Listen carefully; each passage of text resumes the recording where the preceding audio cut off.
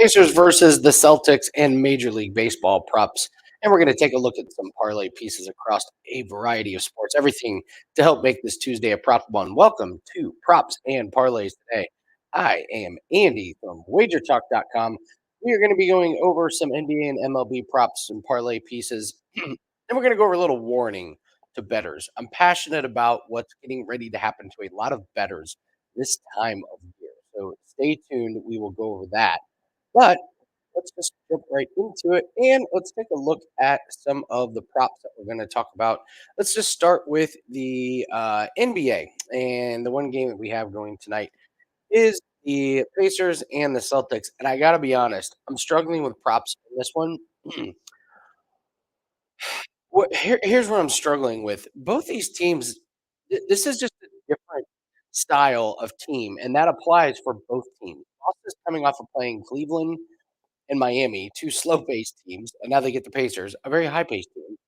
And the Pacers are coming off of playing 2 of the most beat-up teams in the playoffs, the Milwaukee Bucks, New York Knicks, and now they're facing the Celtics, who are completely healthy. So, if when I'm looking here at props.cash and I'm looking at some of the stats and the trends, they really don't apply in this series.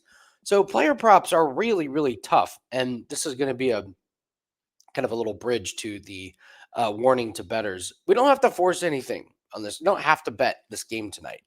So, um, my initial read on this game is that the Boston Celtics have the length on the wings to disrupt Pascal Siakam, and I'm looking at Pascal Siakam, and I'm looking at potentially playing his under points, rebounds, and assists because Siakam was able to do whatever he wanted against the Knicks because they really didn't have a matchup for him. OG was out and hurt, so then you're left with Julius Randle was out, so then you're left with who do the Knicks guard Siakam with? Guard Josh Hart. Well, Siakam's bigger, and then you can't put Hartenstein out there because Hartenstein's tall enough, but not quick enough. So Pascal Siakam had, pretty much his way with him. But what's interesting is he only went over this 30 and a half 3 games out of the series, and that was with a great matchup. I think it's going to be a little bit tougher against Boston. So if I'm looking at a player prop, this doesn't really fit into a really big trend, but I just think Boston's going to be able to throw some guys in. Tatum's going to be able to try and guard him, and Tatum's just got much better length than anybody on the Knicks did. So I think they're going to have. I think Siakam's not going to flourish in this series like he did in the last one. Pacers, their defense is horrific and it's really bad on the perimeter. Problem is, I don't really know who I want to take for Boston to try and take advantage. Is it Derek White, who hasn't been scoring a ton of points? Drew Holiday, who he's you look at his numbers and he had a good series against Cleveland, but he was terrible points wise against Miami. So I'm not really sure what to make of that. And then Jalen Brown and Jason Tatum can be frustrating guys to try and figure out just because their numbers are so high. You look at Jalen Brown and it's just like one hit, one over, 3 unders, then 3 out of 4. So you don't really find those trends. So I find that series a little bit difficult. I will tell you, Indiana Pacers team total over 105.5 is intriguing, and I think it's one of those where you just play it every game of the series. The Celtics, they always lay an egg at least one game out of the series. This year, it's been game 2 at home. But the Pacers are such a high-paced team that they can just get up and down the floor, and I don't think Boston's going to be able to stop them all the time. So I got to be honest, though, I'm not really getting to the window on any of these. But if you are going to take some player props in this series, I would look at Pascal Siakam under, and I would also look at the Pacers team total. So even the 3 pointers props, they're just not. There's just not a lot of good value here. I mean, the only the only funny one here is T.J. McConnell taking his under, but it's minus 265. That's one you just have to either use as a parlay piece or you just have to bet it every single game and hope he doesn't hit one. He normally doesn't shoot him, but when he does, he's good. In fact, one game against Milwaukee, he hit 2. One game against the Knicks, he hit 2.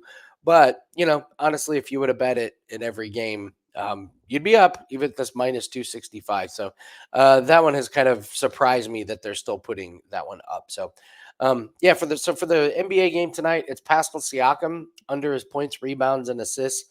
When you look at Pascal Siakam's shot attempts, he did take quite a few shot attempts against the Knicks. His shooting percentage wasn't that great at times, which really, really contributed. And the other thing about taking his points, rebounds, and assists, here's one thing he doesn't do a lot of, and that's get a lot of assists. Now, the last two games against the Knicks, when the Knicks were just completely depleted, yes, he had five and he had four. But look at before that, 2, 2, 1, and 2. So he when you take his under on points, rebounds, and assists, you may not be getting a lot of assists, which really gives some value on the under there. So, all right, that is the points, rebounds, and assists for Siakam. I think that's probably my favorite play here. Let's take a look at some of the earned runs. We did really good with Reed Detmers yesterday. That was a really good one. So there's a couple that I wanted to talk about here. First one is Perez for the Pirates. Initially, I was gonna look at his over here. When you look, I mean, he's kind of definitely got blown up in the last game, so he's not on a good trajectory as he starts off the year going under in 3 out of 4. But last 6 games, he's gone over in 5 of them. The problem is the game that he went under was against San Francisco, and when we look at his game log here, you can see this game against San Francisco, he pitched really well. 6 innings, only 4 hits, no earned runs. So, like, his best outing of the season was against this San Francisco team. So, and you look at the San Francisco team, you're getting some conflicting, conflicting results here because, like, they've scored 4, 10, 14, and 4, which is, yeah, but it's against Colorado. But and Colorado on the road has been pretty bad, but I don't know. 4 against the Dodgers, 10, 14, and 4. It's probably a layoff. So that outing against San Francisco really, really had me concerned. So I'm going to play it safe, and I am not going to be taking Perez. One guy that I do think is worth your attention, we're looking at an under here, and that's Javier Assad. So Assad's already had an outing against the Atlanta Braves, who obviously have a dynamite lineup, but Assad really shut him out. He pitched really well against him. And I mean, look at this. Assad has yet to go over this total this year. It is a little worrisome because is he going to go under this total in every single game this year? Probably not. Does this seem like it could be a setup for him to kind of have his worst game of the year? Maybe, but man, numbers don't lie. You look at his pitching, and they don't let him go past the 6th inning. At least they haven't this year. So that's actually kind of good. The worst thing is when you've got a guy who's pitching really good and the manager leaves him out way too long. So you look at his pitch count here, 86, 89, 94, 78, 85, 87, 87. So they're really trying to keep him around the 90 or below. So, but last game against Atlanta, 6 innings pitch, only 4 hits, 7 Ks. So he was really good against Atlanta, and he's been good against everybody: Pittsburgh, Milwaukee, New York. So um, I think this one is probably worth a play. I mean, not only has he gone under in every game this season, but he's only allowed 4 earned runs in his last 6 starts. So I think to me that's a pretty solid under on Assad.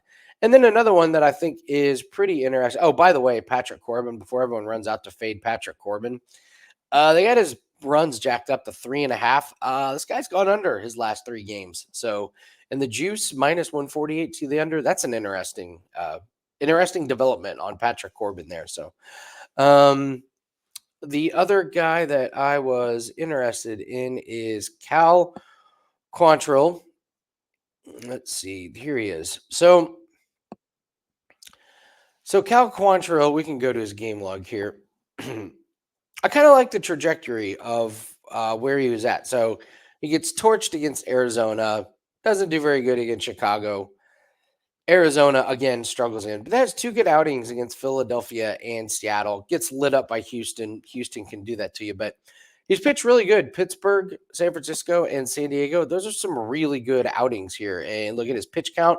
He's always around the 90 to 100 pitch count and 6 innings, seven. So he's 7.2 was his longest that he's had. And it gets a good matchup here. Let's take a look at Oakland. Oakland was pretty hot there for this stretch of the season here, but boy, they've really cooled off. And you look at how many runs they've been scoring: 4, 3, 2, 1, 0, 1, 2. They have not been lighting it up. My only concern is all of these were on the road. You got Colorado on the road, but honestly, Cal Quantrill has not been that bad the last few games. So, um, you look at his last 3 games that were away, and they were good. He was good on the road. That's 3 games in a row. So Cal Quantrill, and you're getting a pretty good price here.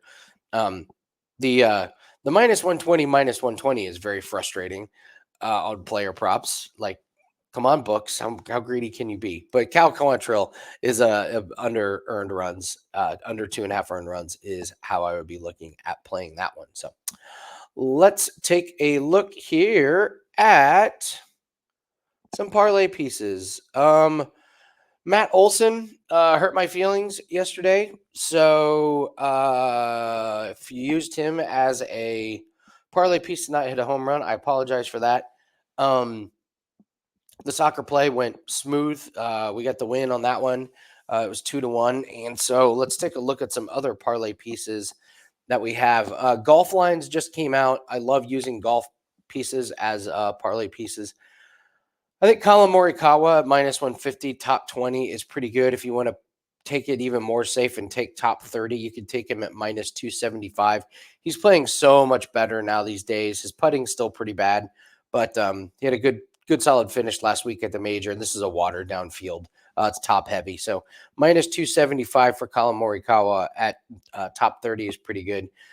Scotty Scheffler is still pretty juiced. I'm not worried about him. I would go right back to him. I bet him to finish top 5. It took him getting arrested to have him not finish top 5, and he still finished in the top 10. So I think you could potentially look at Scotty Scheffler as a parlay piece. We do have a Formula One race this week. We do have one this year. I wasn't lying. And the props that just keep hitting are these double top 10s. McLaren, Mercedes, Ferrari. You can't parlay these together, but you can use them individually as parlay pieces. This Ferrari double top 10 is really good. So, you can take a look at Scheffler and Ferrari. If you want to get the odds a little better, there's Mercedes. So I get if people are nervous about Scotty Scheffler, by the way. Like, I get it. He just had a baby. He just got arrested. He's going to be arraigned next week, I believe, even though his lawyers are doing that. If you're worried about Scotty Scheffler, I completely get it. There was another soccer play that I think we can take advantage of here. AC Milan is minus 650 against Salernitana, and the Salers, who we bet against yesterday, and they were pretty bad. Milan's not playing for much, but God, neither is Saler. They're just absolutely awful. I gotta believe Milan does not want to draw or tie with with these guys. So this weekend, I think you can take AC Milan. The Juventus, I believe, falls under the category of it's minus 1400. The double chance. I love using the double chances, but that's even a little bit out of my range. Maybe you could look at the Napoli game. So there's a few other parlay pieces out there. I did not find any good not hit a home run, but I will say shout out to Nick. I believe this was that pointed this out. He was talking about to record a win are great parlay pieces, and you use the no. And I started looking this up, and I just love this. You have to look up what all has to happen for a pitcher to have a win. And even if a pitcher pitches good, it can still not be a win. So, Nick, I really appreciate you bringing that up because I think there's some really, really good spots here. I was looking at Trevor Rogers at minus 320 to not have a win, even if he pitches good. Gasser's been absolutely lights out. Brewers have been playing okay. So taking that one to not have a win is an interesting one. Um, I wouldn't mess with the. I guess Patrick Corbin is an obvious one, but he's pitched a little bit better. So not really sure. I'm willing to. I'm not sure I'm willing to use that one. I was looking at potentially one of these guys, the White Sox or the Blue Jays, but minus 370 is a little bit pricey. So I think I'll probably stay away from that one. And then Griffin Canning, I kind of like just because who wants to get in I almost looked at Griffin Canning under his earned runs, but I think this one might just be a really good way to play this one to not have a win. I mean, who wants to step in front of the Houston Astros? I do not. So no, thank you. And then you could look at I don't know. The Dodgers are always way too juiced, but this is an interesting category, Nick. So I appreciate you bringing that to my attention. So there's a few over in golf. We went over Colin Morikawa, potentially Scotty Scheffler. We got that. We got that. Help me out here. What do we have? Oh, the soccer one. And then darts. We're into the playoffs part of darts, so it's not in the regular season. But I'm telling you guys, these overs on the alt totals on darts have been money. They're minus 500. They're playing more games than they do in the regular season. So the number that we kept playing was over 7.5 total games, and it hit all the time. It must have been an 80% hit rate over the course of the season. So these right here are pretty good parlay pieces. The Littler Smith over 14.5, Humphreys, Van Gerwen over minus 500. So those are some potential ones. I sometimes I like playing team totals in the NBA, especially if you can get these alt team totals. But man, I'm not really sure I want to lay anything on the Celtics. Nothing would surprise me with these two teams. The Pacers could put up 115 points, and you could cash a plus 400. That wouldn't surprise me tonight. They could also put up 91, and you could lose trying to lay the 95.5. So I've experimented with the team totals on these NBA teams, and it just hasn't really happened. So last couple of things here for parlay pieces. I've done well with the series spreads. I've only lost one of them so far this season. I lost the Thunder I lost the Thunder plus 1.5. That was a tough one to swallow. So when you're looking at the series spread, Boston minus 1.5 at minus 350. I've been riding Boston this exact play, Boston minus 1.5. They have to win at least 4-2. So 4-2, 4-1, 4-0 cashes. The Pacers are absolutely good for one win. Are they good for two wins? Gosh, they're pretty good at home. I'm not sure I trust this Boston Celtics team against a Pacers team that's completely healthy. I could be wrong, but I don't know. I don't trust either one of those teams, so it probably means it's a play away. I am high on the Timberwolves. I think the Timberwolves are a little bit better than the Mavericks. I think to take the series, but if you wanted to look at something, I mean, this Timberwolves plus 2.5 games, like the Timberwolves aren't going to win 2 games this series. It's minus 750, but I think it's worth it. You could even look at the Timberwolves plus 1.5. That way, if it gets to game 7 or the Timberwolves win, you've got a nice little parlay piece there at minus 275. So those are kind of how I've been using the series props. I have not done them in hockey because they're a little bit hockey series props. No thanks. I won't be dabbling with that. So, but we will be going over some of the props for tomorrow's NBA game and the NHL. So. All right. A couple of things real quick, guys. I go over this. This is my recommendation of units for the plays. We went over our weekend recap yesterday. We've got some tennis plays that are pending right now and get ready for the French Open, which is next week. So if you guys haven't joined us, first off, what are you waiting for? We'll give out a promo code so you can jump on board for 30 days. But this is what I do with my personal bankroll. It's your bankroll. You can do whatever you want. This is what I recommend. It's just worked for me. If you are into flat betting, which I have increasingly become more interested in, then by all means, go ahead and do that. We still have the same promo code that is up, promo code PROPS30 gets 30% off a 30-day pass. This includes all sports, all percentages.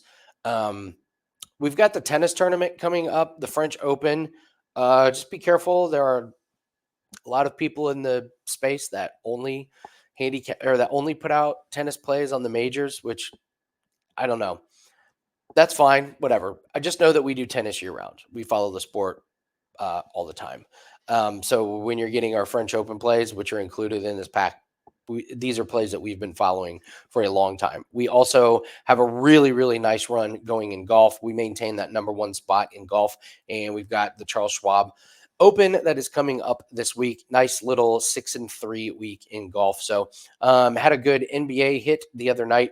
So I don't think I'm going to be in play. Pascal Siakam was my free play in that one, but I don't think it's going to make the client list. And that's kind of one of the reasons why you guys should become all access clients is we only put out plays that we bet. Every single play that I put out is part of my bankroll. So I am not going to force anything just because we have an NBA game tonight or just because there's an NHL game. We only put out plays unless they are like absolutely worthwhile of myself betting. That's why we've been up 91 units last year. It's why we're up 65 units this year. It's why we keep continually increasing bankrolls. And I'm not going to tell you guys I'm number one in every sport.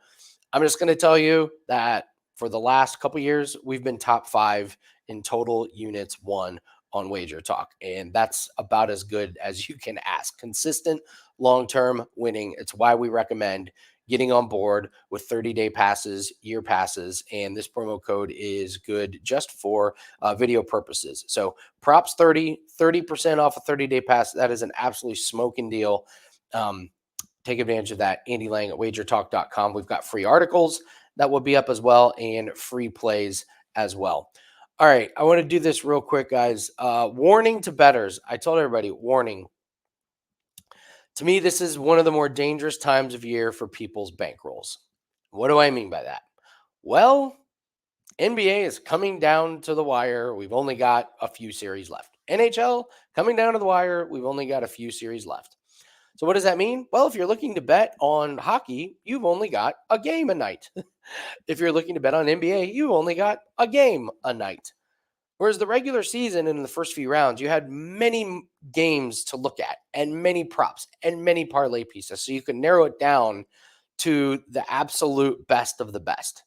If you're looking to bet on the NBA game because you're watching it, my guess is you're probably going to force something that you're not 100% confident in. And I see that happen a lot as we come down the stretch in the finals of NHL and NBA. Once these sports are over, now we're left with baseball.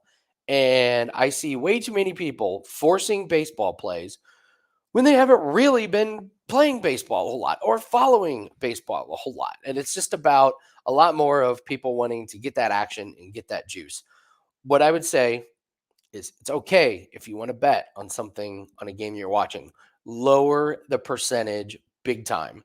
You should probably be exercising a lot more low volume in the upcoming weeks and the next couple months. If you're used to betting a lot of NHL, a lot of NBA, and some of these other sports, be very careful. This is a really, really bad time of year for people to force plays when they don't believe in them or force plays just to have that action and you end up losing money. This is actually a really good time of year for us because of golf, we maintain those profits. Of Formula One, we've maintained those profits. We've never had a losing year in any of those sports.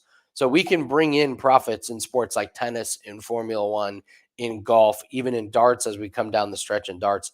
So some of these sports that nobody else handicaps, we do. And this is a really good time of year.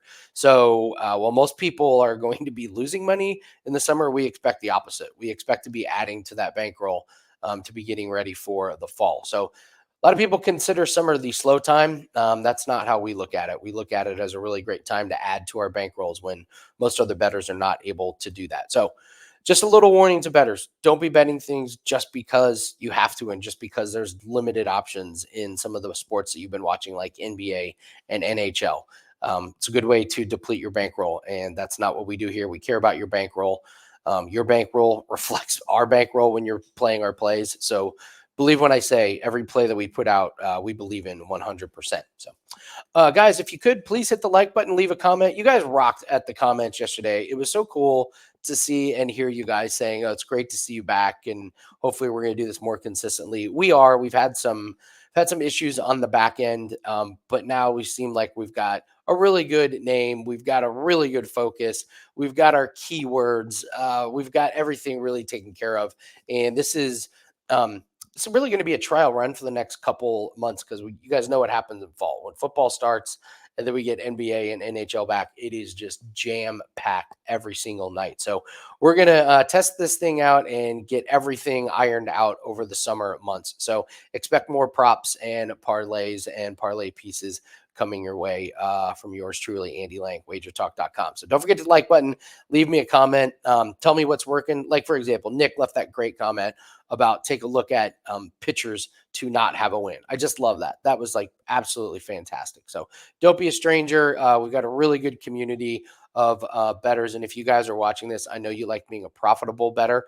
I mean, recreational betting is fine, but when you're taking your bankroll serious, really, really appreciate that. And that's kind of the community that we've built. So thanks very much. Good luck in all your bets today. And we'll see everyone tomorrow on Props and Parlays Today.